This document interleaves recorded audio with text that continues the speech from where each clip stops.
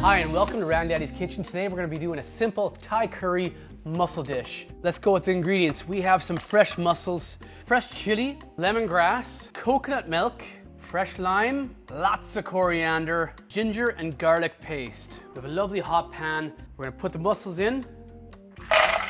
There we go. Garlic, ginger, the lemongrass. We got the chili. We got a little bit of oil coming in. We'll saute this off. Lovely. That's how you know the pan is hot enough, is the fire coming off of it. Get all that ginger and garlic over it. Now, ginger and garlic is to taste, so I love a nice healthy pinch. Coconut milk. Boom. We're going to cover. We're going to let these sit for a few minutes or until the mussels open. Lovely mussels, nice and open, perfectly cooked. Any ones that aren't open, you want to discard them. I'm going to finish it off with some fresh coriander. I love coriander, healthy pinches in there.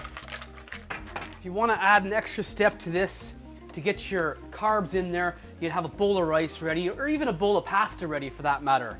Straight to the plate. Fresh lime over it. Throw it in there. A little bit more coriander. The smells are so aromatic. You can really smell the Thai flavors coming out. And like I said before, feel free to add some rice to this, make it the perfect dinner. I like to make sure that all the juice is in there. I think there's a special way to eat any kind of meal, and I take it down the hatch. Tasty, fresh, lovely, an amazing source of protein. Not many people know there's more protein pound for pound in a mussel than there is breast chicken. Enjoy.